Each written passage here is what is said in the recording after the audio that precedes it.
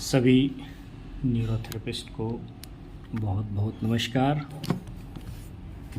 आज हम देखेंगे एल्कलाइन फॉस्फेटेज के बारे में कि ये क्या होता है।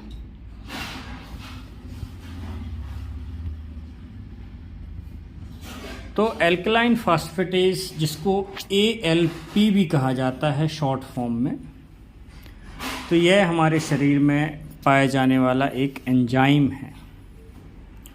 और एंजाइम क्या होते हैं?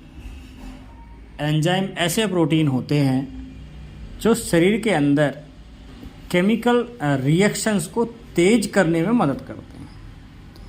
तो एल्कलाइन फॉस्फेटेज का जो मुख्य काम होता है वो होता है प्रोटीन को तोड़ना और शरीर में ज़रूरी तत्वों जैसे फॉस्फेट को एक जगह से दूसरी जगह ले जाने में मदद करना।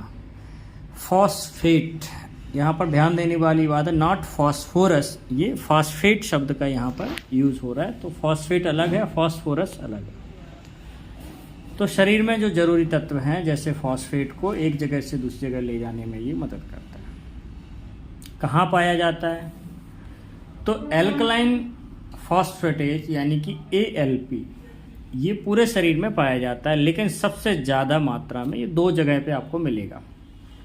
पहला मिलेगा ये लीवर एंड बाइल डक्ट की परत में यानी लेयर में, ठीक, लीवर में और जो हमारी बाइल डक्ट होती उनकी परत में ये पाया जाता है। दूसरा ये आपको मिलेगा ज़्यादा मात्रा में, वो है हड्डियों में। तो हड्डियों को बनाने वाली कोशिकाओं यानी कि ऑस्टियोब्लास्ट में ये पाया जाता है। तो इसका टेस्ट क्यों करते हैं? तो पहला तो ये देखने के लिए कि लीवर ठीक से काम कर रहा है या नहीं, या फिर जो बाइल है, बाइल का ठीक ढंग से जो है सर्कुलेशन या प्रवाह जो है उसका फ्लो बराबर है या नहीं। तो अगर कहीं लीवर में प्रॉब्लम है या फिर बाइल डक्ट में कोई ऑब्स्ट्रक्शन है तो ये बढ़ जाएगा।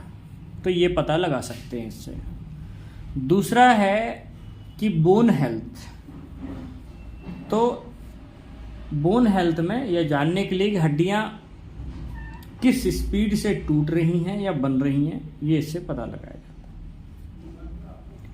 तो अगर एल्कलाइन फॉस्फेट का लेवल बढ़ गया है तो इसका मतलब क्या होगा कि या तो लीवर या बाइल डक्ट में कोई समस्या या फिर हड्डियों में कोई समस्या है।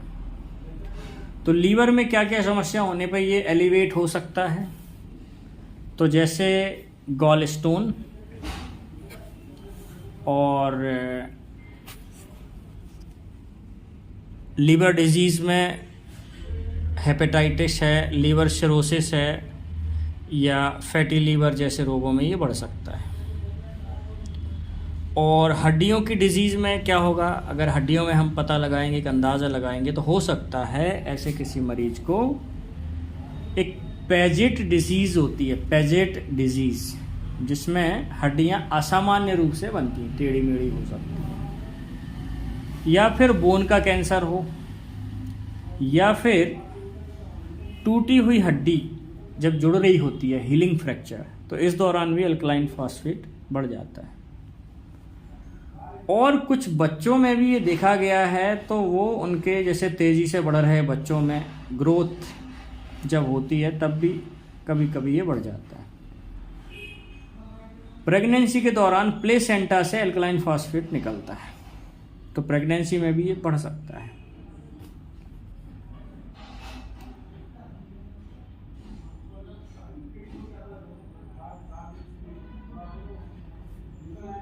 तो एल्कलाइन फॉस्फेट अगर खाली हम सिर्फ एल्कलाइन फॉस्फेट अगर टेस्ट कराते हैं तो ये बहुत ज़रूरी बात है। अगर एल्कलाइन फॉस्फेट का टेस्ट आप कराते हैं तो ये एक तरह का आपको साइन देगा कि ये चीज़ हो सकती है। लेकिन और भी चीज़ों को पकड़ने के लिए कि भाई लीवर में क्या समस्याएं हैं, तो इसीलिए फिर जो है अल्ट्रासाउंड भी कराना पड़ता है, बिलिरुबिन भी चेक करेंगे कि भाई बिलिरुबिन की क्या कंडीशन है, तो साथ में कुछ और टेस्ट भी कराते हैं। और अगर कम हो जाए एल्कलाइन फॉस्फेट तो क्या होगा? तो अगर ये किसी के अंदर कम है सामान्य से, तो इसका मतलब है कि उसके अंदर कुपोषण की समस्या है, यानी कि पोषण की कमी है, माल न्यूट्रिशन। दूसरा है जिंक की कमी होने पर भी ये हो सकता है। तीसरा है एक डिजीज़ होती है जो जेनेटिक डिजीज़ है, जिसको हाइपोफॉस्फेटेसिया कहा जाता है, हाइपोफॉस्फेटेसिया कहा जाता है। तो ये हुआ एल्कलाइन फॉस्फेटेस का। जब वह बढ़ता है तो क्या कारण होते हैं, और कम होता है तो क्या कारण होते हैं। तो ये हमने देखा एल्कलाइन फॉस्फेटेस के बारे में एक सामान्य जानकारी जो हमारी प्रैक्टिस में हेल्प कर सकती है। ओके जी, बहुत बहुत धन्यवाद। नमस्कार, जय गुरु जी।